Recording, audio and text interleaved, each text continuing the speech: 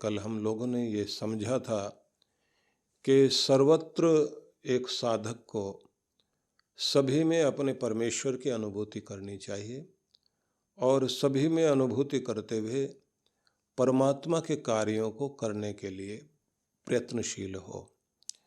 मैंने जो आपको कुछ 5 बिंदु बताए थे जिसमें ये कहा था कि मैं भगवान का हूँ और भगवान के लिए हूँ, तो उन सभी 5 बिंदुओं को इस समय दोहराने की आवश्यकता नहीं है, लेकिन उन्हें मन मन में जरूर आप दोहराइए कि जिससे आप ये समझ सकें कि इस कड़ी से चलकर हम यहाँ तक पहुँचे हैं।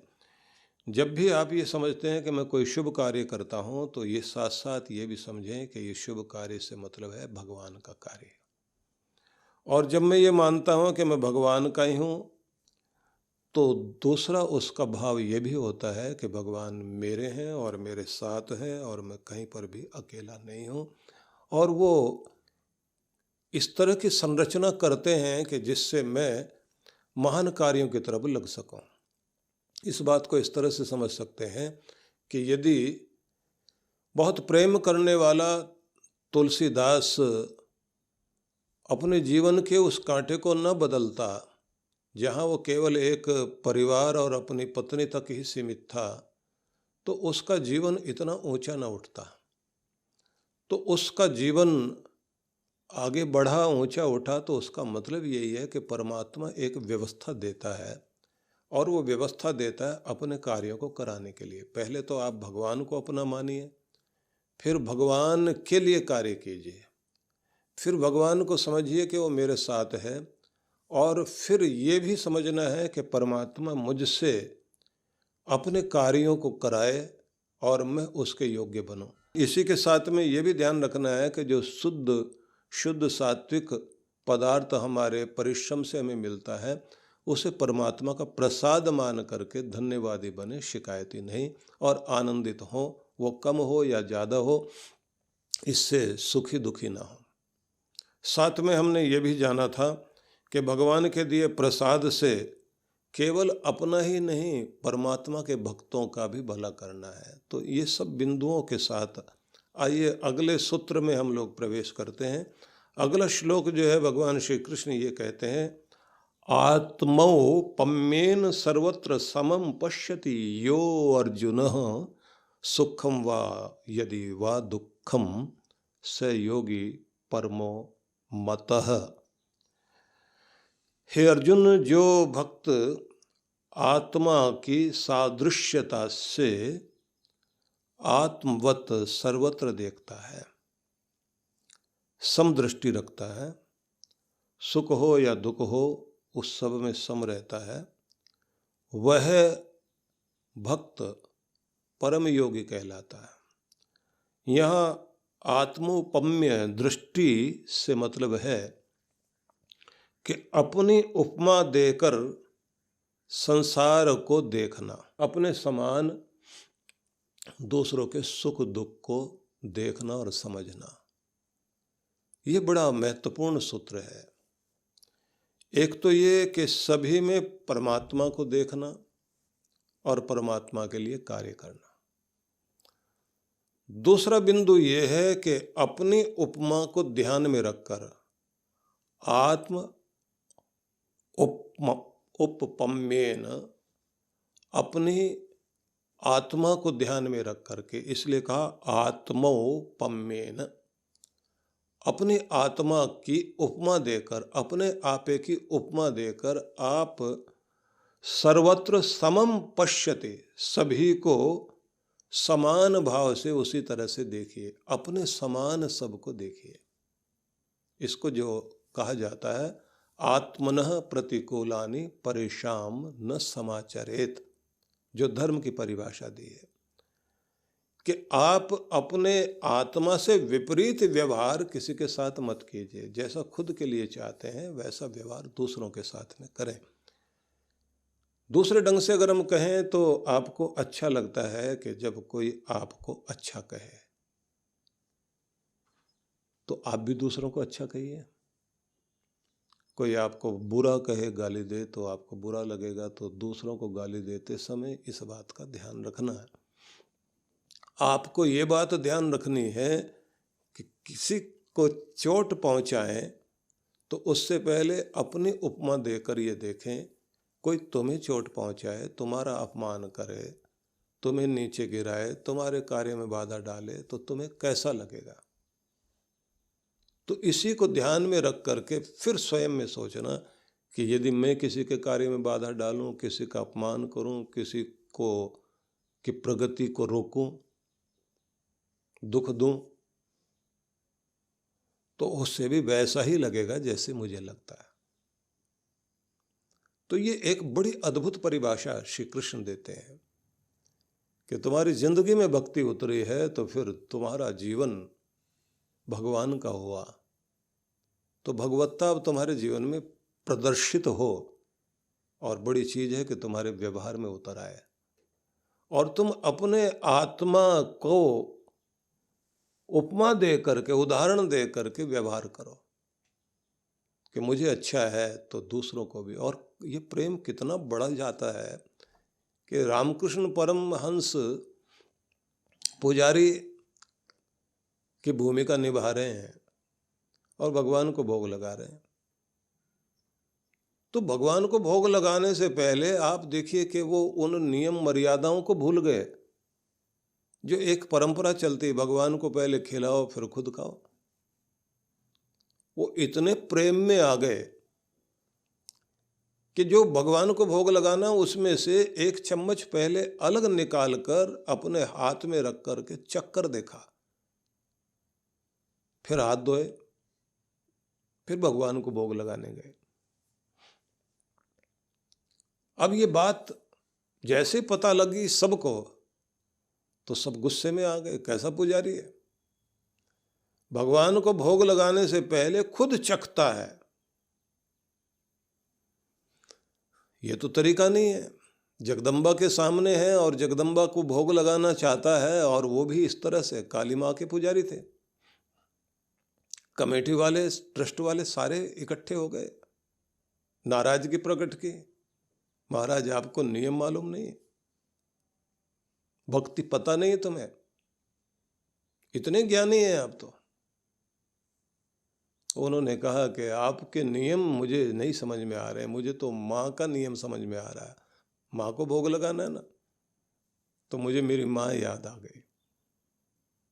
वो कभी भी मुझे कुछ खिलाती थी तो पहले चख के देखती थी, नमक ठीक है, मीठा ठीक है, ज़्यादा गर्म तो नहीं है, मेरे बच्चे के खाने लायक है या नहीं है, मैं उसे जो देने जा रही हूँ वो उसके लिए हितकर है, मुंह जल तो नहीं जाएगा, उसको स्वाद तो लगेगा।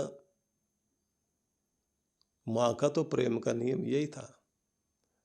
तो उसके बच्चे का भी नियम यही होना चाहिए कि जब अपने भगवान को भोग लगाना है, अपने माँ को, जगदम्बा को भोग अर्पित करना है, पहले ये देख तो लूं कि उसके लायक है भी या नहीं है। मैं तो प्रेम का नियम जानता हूं।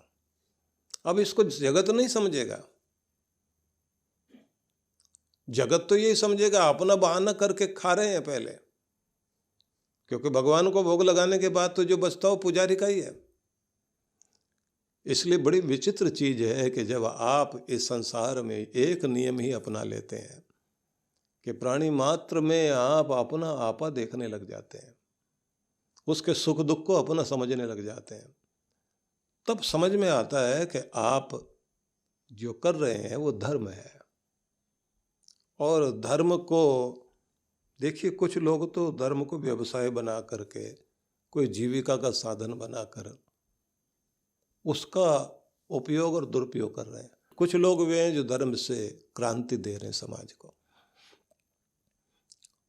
धर्म से समाज को जो क्रांति दे रहे हैं वो लोगों के जीवन को दिशा देने के साथ साथ उनकी स्थिति बदल रहे हैं, दिशा भी दे रहे हैं, दशा भी बदल रहे हैं।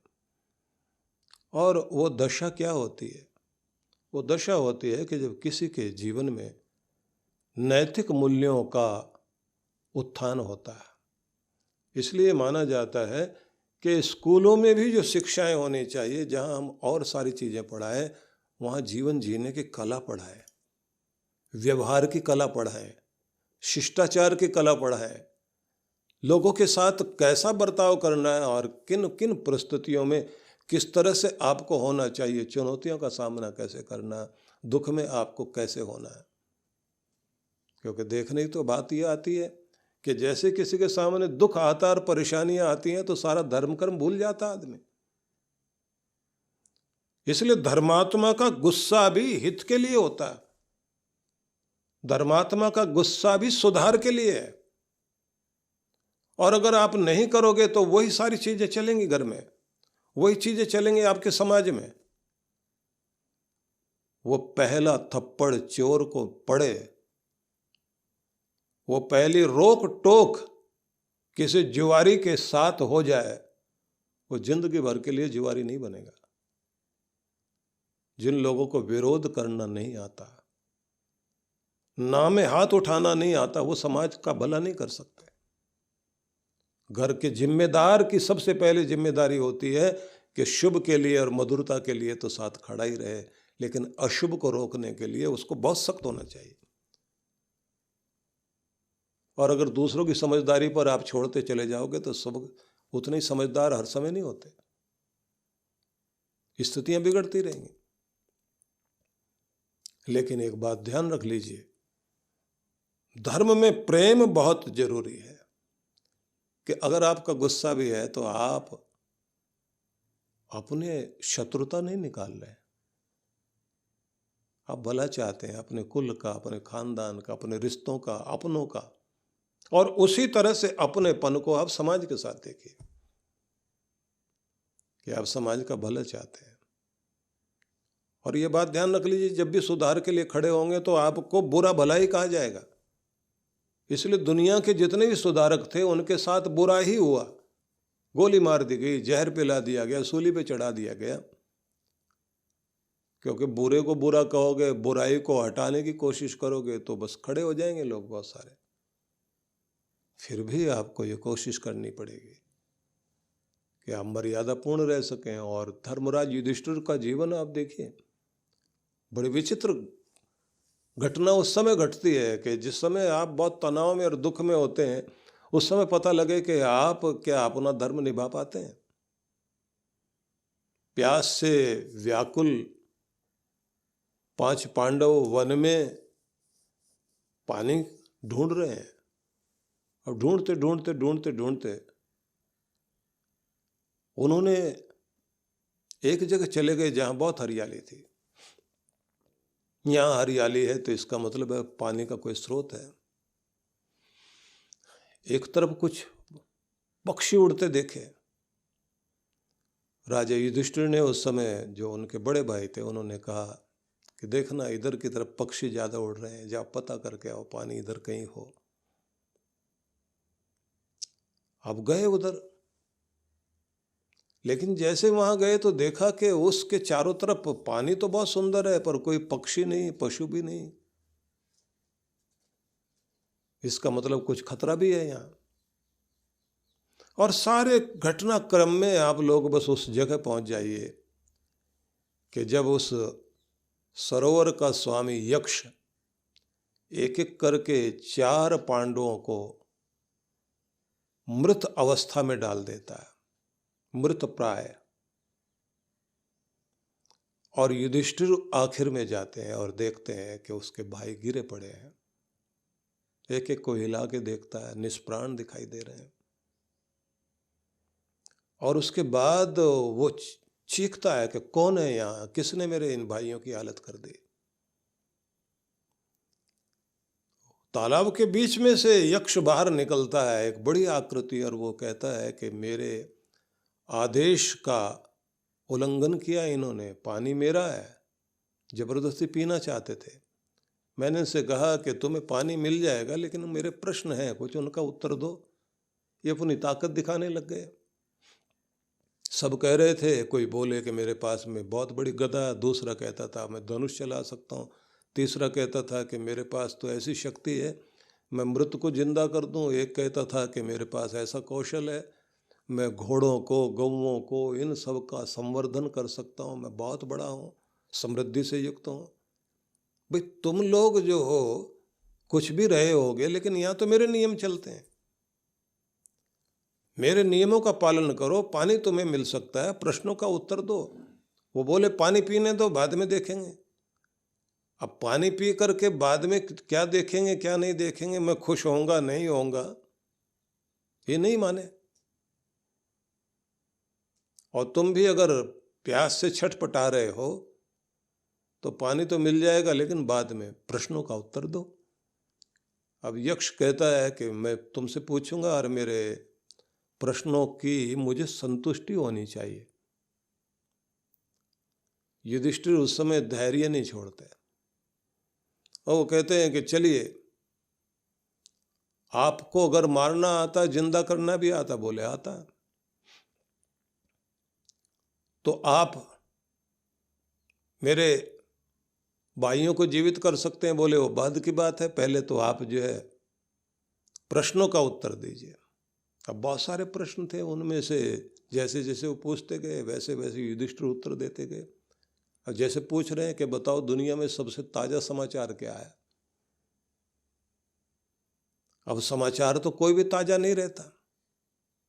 समाचार पत्र तभी तक ताजा है जब तक आपने पढ़ा नहीं, पढ़ने के बाद में बासी हो गया। और जिस समाचार को आप जानते हो और वो फिर ताजा भी बना रहे, तो ऐसा कौन सा समाचार है? तो बताओ दुनिया में ताजा समाचार क्या है? अब उस समय आदमी सिर खुजलाने लग जाए, ऐसा तो नहीं। युधिष्ठिर उस समय कहते हैं कि इस दुनिया में एक समाचार हमेशा ही ताजा रहेगा, और वो है मौत का समाचार। जब भी किसी के बारे में सुना जाएगा, आदमी एकदम उत्सुक होकर कौतूहल में पूछेगा, कब, कैसे, कहाँ, क्या हुआ? कि मौत हमेशा ही ताजा समाचार बनकर दुनिया में आएगी। पूछा फिर दुनिया में सबसे बड़ा आश्चर्य क्या? बोले यही आश्चर्य है कि आदमी जानता है कि एक न एक दिन मरना है, लेकिन उसके बाद भी अपने बारे में मानने को तैयार नहीं होगा। अहनि अहनि भूतानि गच्छन्ति यह यमालयम। हर दिन लोग अपने कंधों पर अपनों की अर्थियां लेकर के शमशान की तरफ जा रहे हैं, लेकिन अपनी उम्र वालों को भी छोड़ के आगे, अपने से छोटों को भी छोड़ के आगे, अपने बारे में फिर भी यही सोचते हैं कि मैंने तो अभी दुनिया में रहना है। जानता है कि जाऊंगा एक न एक दिन, लेकिन अभी नहीं, अभी तो मैं हूं। ये आश्चर्य वाली बात है। बताओ फिर धरती से भारी क्या है और आकाश से ऊंचा क्या है? हालांकि मेरा विषय नहीं है ये बताना, ये तो प्रसंग चल गया, आपको बताने लगा हूं। जैसे कहा कि धरती से भारी क्या है, तो आंख में जल उतर आया युधिष्ठिर का और बोले, धरती से भारी मां की ममता होती है। और आकाश से ऊंचा अगर कुछ है तो पिता के अरमान हैं, जो वो अपने बच्चों के लिए देखा करता है कि मेरा बच्चा आकाश से भी कहीं ऊंचा उठ जाए। देखिए विश्व विख्यात संत परम पूज्य श्री सुधांशु जी महाराज के पावन सानिध्य में भक्ति सत्संग कार्यक्रम रूपरेखा, शुक्रवार दिनांक 23 सितंबर 2022, समय सायं 5 से 7 बजे तक। भक्ति सत्संग कथा स्थल Takshashila auditorium, Maheshwari public school, sector 4, bus stand के पास, जवाहर नगर, जयपुर। आयोजक विश्व जागृति मिशन, जयपुर मंडल। संपर्क सूत्र। देखिए विश्व विख्यात संत परम पूज्य श्री सुधांशु जी महाराज के पावन सानिध्य में भक्ति सत्संग कार्यक्रम रूपरेखा। प्रथम दिवस शनिवार दिनांक 24 सितंबर 2022, समय सायं 5 से 7 बजे तक। द्वितीय दिवस रविवार दिनांक 25 सितंबर 2022, प्रातः 9 से 11 बजे तक एवं सायं 5 से 7 बजे तक। कथा स्थल RK community centre, Madanganj, Kishangarh, Rajasthan. आयोजक पूज्य सिंधी सेंट्रल पंचायत, मदनगंज, किशनगढ़, राजस्थान। संपर्क सूत्र। भारतीय संस्कृति यज्ञ की संस्कृति है, और इस संस्कृति में सब कुछ प्राप्त करने के लिए यज्ञ करने का विधान माना गया है। आनंद धाम आश्रम में प्रत्येक वर्ष की तरह इस बार भी श्री गणेश लक्ष्मी यज्ञ का आयोजन है, जिसका अर्थ हुआ कि शक्ति भी, सुमति भी और समृद्धि भी, तीनों शक्तियों को, तीनों कृपाओं को, तीनों प्रकार के आशीर्वादों को प्राप्त करने का एक सुंदर अवसर हमें आज के इस माहौल में, इस दौर में बहुत आवश्यकता है। मनोबल भी बढ़े, धन बल बढ़े, जन बल बढ़े, संगठन बल भी बढ़े, बुद्धि बल भी बढ़े, ये सारी शक्तियाँ हमारे पास हो और हम अपनी आंतरिक शक्ति से भी युक्त हों कि जिससे परिस्थितियों को पार भी कर सकें और अपने सौभाग्य को अपनी ओर खींच भी सकें। जीवन में सुख, समृद्धि, धन, धान्य, ये सब की भी अभिवृद्धि हो, लेकिन साथ साथ में वह सुमति बनी रहे जिसके द्वारा हम इस सब का लाभ ले सकें। तो इसके लिए आवश्यक है कि जब कोई और विधि काम न आए, न जप काम आए, न हमारी प्रार्थना काम आए, न कोई अनुष्ठान काम आए, तब आखिर में माना जाता है कि यज्ञ किया जाना चाहिए। तो यज्ञ करने के लिए फिर ऐसा अवसर जहाँ यज्ञों की हर दिन आहुति, यज्ञों के द्वारा आहुति हर दिन दी जाती है, ऐसा स्थान, ऐसी तपोभूमि, ऐसी यज्ञ भूमि, आनंद धाम की भूमि, जहाँ पर हमारे वटुक ब्रह्मचारी हर दिन यज्ञ करते हैं, जहाँ पर हर दिन पाठ होता है, हर दिन भगवान का अभिषेक होता है, हर दिन ही यहाँ साधना होती है। ऐसी गुरु भूमि में प्रत्येक वर्ष यज्ञ होता है और उस यज्ञ में भी जब गणपति भगवान का भी यज्ञ हो रहा है, लक्ष्मी माता का भी यज्ञ हो रहा है, तो ऐसे में हमें एक अवसर और मिलेगा कि हम अपने श्री यंत्र की प्राण प्रतिष्ठा भी करा सकेंगे और जो हमारे पहले से ही हमारे पास श्री यंत्र हैं उनको और जागृत करते हुए संकल्पित यजमान भी बनकर अपनी आहुति दे सकते हैं। एक सुंदर महान अवसर है जिसका लाभ हमें लेना ही चाहिए और ये भी हम मानकर चलें कि इस यज्ञ के द्वारा ही, अग्नि पूजा के द्वारा ही हम अपने समस्त देवताओं को प्रसन्न कर सकते हैं, क्योंकि कहा गया है स्वर्ग कामो यजेत, स्वर्ग के कामना वाले व्यक्ति को यजन करना चाहिए। और यज्ञो वै विष्णु, भगवान का रूप ही यज्ञ है। आहुति दी गई, भगवान को प्राप्त हुई, भगवान प्रसन्न हुए और आपने प्रार्थना की, उन्होंने तथास्तु कहा, तो आपका काम बन गया। तो सभी के लिए बहुत बहुत मंगल कामनाएं। आमंत्रण स्वीकार कीजिए और आप पधारिए। निश्चित रूप से आप इसका लाभ ले सकेंगे। मंगल कामना करता हूँ।